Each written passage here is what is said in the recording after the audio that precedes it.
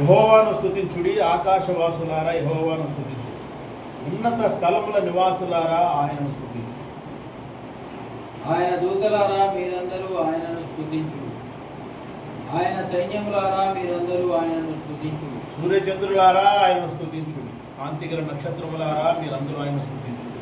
పరమాకాశములారా, ఆకాశము పైనున్న జలములారా ఆయనను స్తుతించుడి. యెహోవా ఆజ్ఞ ఇయ్యగా పుట్టారు, అవి యెహోవా నామమును స్తుతించును గాక. ఆయన వాటిని నిత్య స్థాయులుగా స్థిరపరిచి ఉన్నాడు. ఆయన వాటికి కట్టడ నియమించెను, ఏదియు దాని అతిక్రమింపదు. భూమి మీద ఉన్న మకరములారా, అగాధ జలములారా యెహోవాను స్తుతించుడి. అగ్ని వడగములారా, హిమమా, ఆవిరి ఆయన ఆజ్ఞను నెరవేర్చు తుఫాను. పర్వతములారా, సమస్తమైన గుట్టలారా, ఫలవృక్షములారా, సమస్తమైన దేవదారు వృక్షములారా, మృగములారా, పశువులారా, నేలను కాకు జీవులారా, రెక్కలతో ఎగురు పక్షులారా, భూరాజులారా, సమస్త ప్రజలారా, భూమి మీద ఉన్న అధిపతులారా, సమస్త న్యాయాధిపతులారా యెహోవాను స్తుతించుడి. యవ్వనులు, కన్యకలు, వృద్ధులు, బాలురు అందరూ యెహోవాను స్తుతించుదురు గాక. ఆయన నామము మహోన్నతమైన నామము, ఆయన ప్రభావము భూమి ఆకాశములకు పైగానున్నది. ఆయన తన ప్రజలకు ఒక శృంగమును హెచ్చించి ఉన్నాడు, అది ఆయన భక్తులకు అందరికీ ఆయన చెంతజేరిన జనులకు ఇజ్రాయేలుకు ప్రఖ్యాతికరముగా ఉన్నది. యెహోవాను స్తుతించుడి. ఆమేన్. దేవునికి స్తోత్రం. యెహోవాను స్తుతించుడి, ఆకాశవాసులారా యెహోవాను స్తుతించుడి, ఉన్నత స్థలములారా నివాసులారా ఆయనను స్తుతించుడి. సమస్తము కూడా ఆయన ద్వారా, ఆయన ఆజ్ఞ ద్వారా సృష్టించబడిన, ఆయన ఆజ్ఞ ఇవ్వగా అవి పుట్టాయి. అగ్ని వడగండ్లారా, హిమమ, ఆవిరి ఆయన ఆజ్ఞ నెరవేర్చు, తుఫాను, అంటే సమస్తం మనం చదివినటువంటి మాటల్లో ఆకాశ సైన్యము, సూర్యచంద్ర నక్షత్రాలు, పరమాకాశములు. చూడండి ఏంటంటే పరమాకాశాలు అంటే ఈ ఆకాశము కాకుండా ఇంకా అనేకమైన ఆకాశాలు ఉన్నాయి.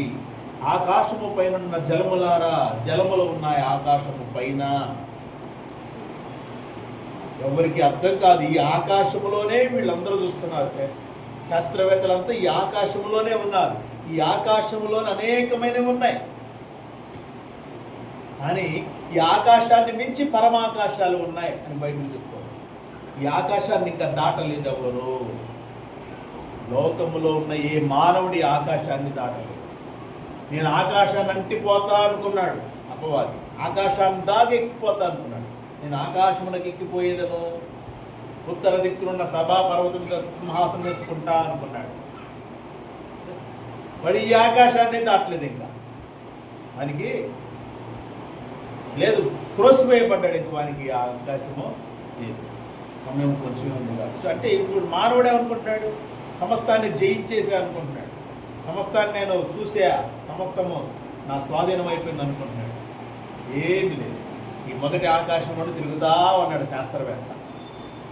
ఈ మొదటి ఆకాశపు అంతమే తెలియలేదు శాస్త్రవేత్త.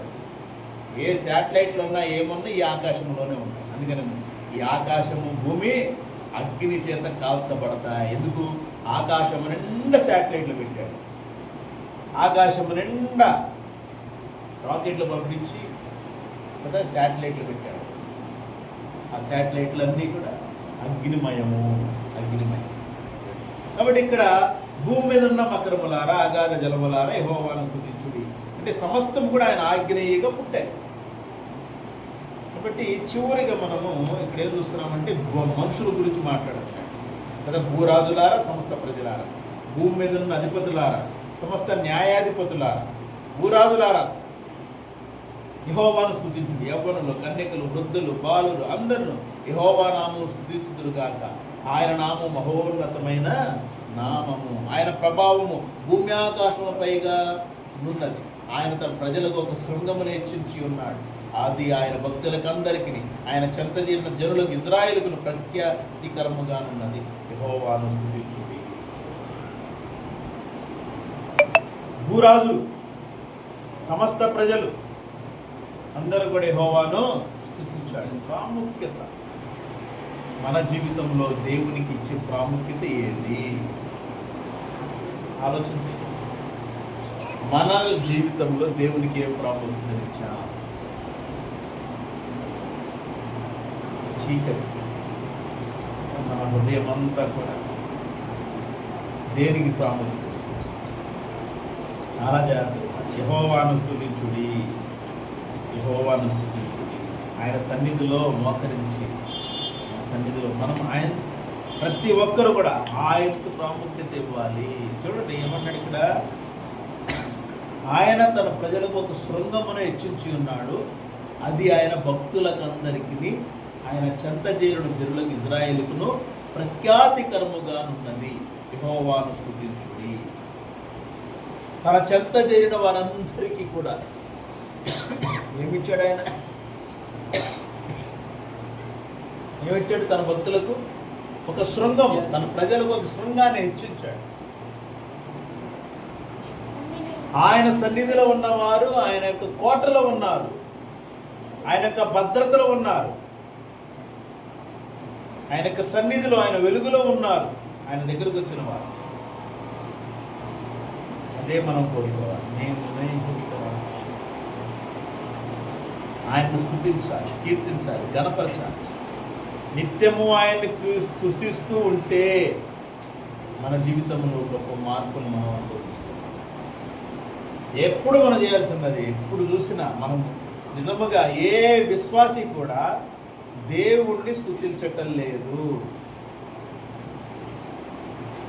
అందుకనే అనేకమైన సమస్యలు, శోధనలు, వేదనలు, మైండ్ అంతా కూడా అన్ని రకాల లోకమంతా మైండ్లో ఉంటుంది.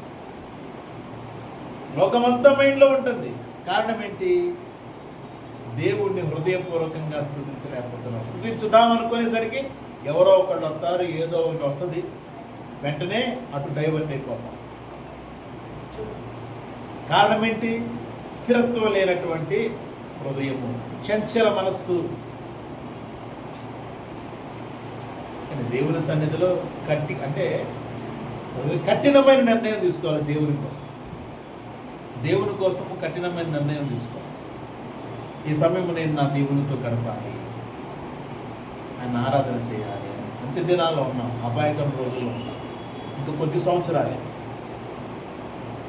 ఇప్పటి నుంచో చెప్తున్నా, ఇంకా కొద్ది సంవత్సరాలు మనం ఉండేది. కొద్ది సంవత్సరాలే లోకమంతా అంతమో కాకపోతుంది, ఉపయోగం లేదు.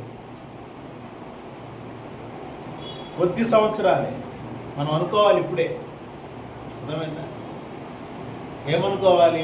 ఉన్నన్ని నాళ్ళు ప్రశాంతంగా దేవుని సన్నిధిలో బ్రతకాలనుకోవాలి. అంతేగాని లేనిపోనివన్నీ తెచ్చుకొని మీద పెట్టుకొని ప్రశాంతతను కోల్పోయి కదా, అప్పుల పాలైపోయి ప్రశాంతత లేకుండా ఆలోచన చేయాలి. ఇప్పుడు విశ్వాసులు ఆలోచన చేయాలి, చాలా జాగ్రత్తగా ఆలోచించాలి. ఉన్న దానిలోనే దేవునికి స్తోత్రం చెప్తే, దేవుని స్తుతిస్తూ ఉన్నదానిలో సంతృప్తికరంగా ఉండాలి. అది కూడా ఇబ్బందిగా ఉందా?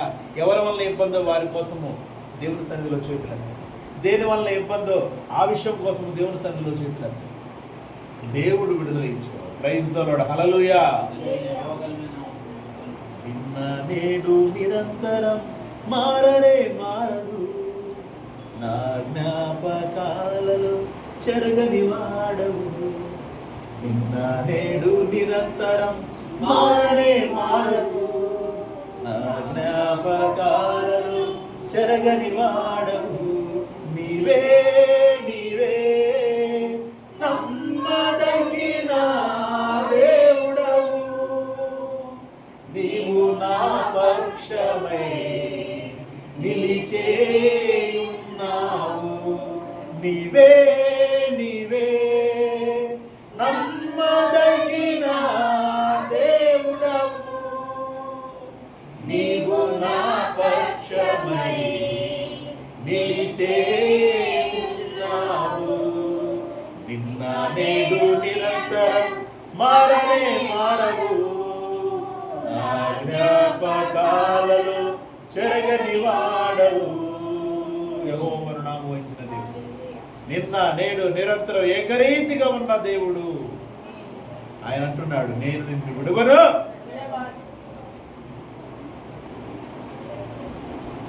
అందుకని ఆయన స్తుతించాలి. ఆకాశవాసులారా, భూజనులారా, ప్రజలారా, ఆ రాజులారా, భూరాజులారా, సమస్త ప్రజలారా, యెహోవాను స్తుతించుడి. తన భక్తులకందరికీ ఆయన ఒక శృంగమును హెచ్చించాడు. తన చెంత చేరిన ఇశ్రాయేలులకు ఆయన ఒక శృంగాన్ని ఇచ్చాడు. తన చెంత చేరిన మన వారందరికీ. ఇప్పుడు ఇజ్రాయేల్ ఎవరు ఇజ్రాయేల్? అబ్రహాము సంతానాన్ని బట్టి, విశ్వాసాన్ని బట్టి మనమును ఇజ్రాయేలు జనాంగం.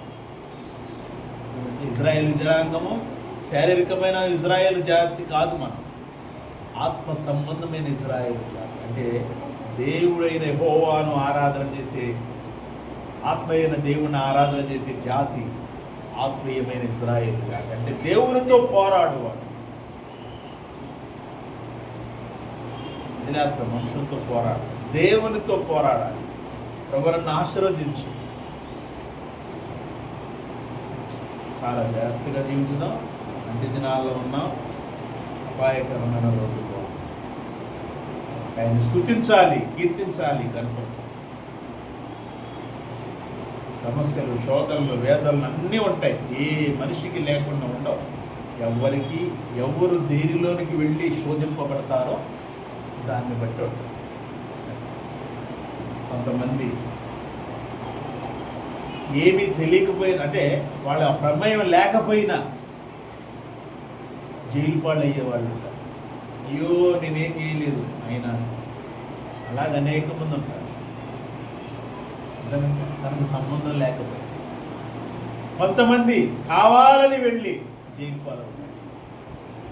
అందుకనే ప్రభు అన్నాడు, మీరు శోధనలోనికి ప్రవేశించకుండా ఉన్నదంటే ఊరికి వెళ్ళలేదా? ప్రభువుకి తెలుసండి మనిషి గురించి. మరి ఆయనకి తెలియకపోతే ఆయన మామూలు ఆయన చెప్పే మాటలు ఎవరికి అర్థం కావు. కారణం ఏంటి అంటే ఆయన చెప్పేదంతా కూడా ఆత్మీయమైనటువంటి మాట. వాటిని మనం జాగ్రత్తగా తీసుకుంటే మన జీవితం బాగుంటుంది. మనమే తీసుకోవట్లేదు. ఆయనతో చెప్తాడులే అంటాము. మనం ఏం చేస్తున్నాము? శోధనలోకి వెళ్ళిపోతాం. అయిపోయిన తర్వాత అయ్యో నేను తప్పు చేశానే అని బాధ. అంత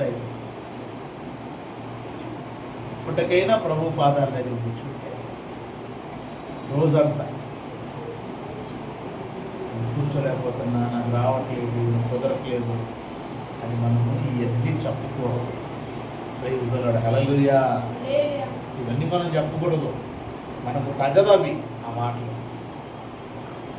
అద్భుతమైన దేవుడి దగ్గర కూర్చొని నాకు కుదరట్లేదు, నాకు చేత కాదు, నా వల్ల కావట్లేదు, చాలా జాగ్రత్తగా ఉన్నాం. ఇంటి దినాల్లో ఉన్నాం, అపాయకర రోజుల్లో ఉన్నాం. దేవుని సన్నిధిలో ఉండటం కోసము, దేవుని స్తుతించడం కోసం తాపత్రయపడాలి.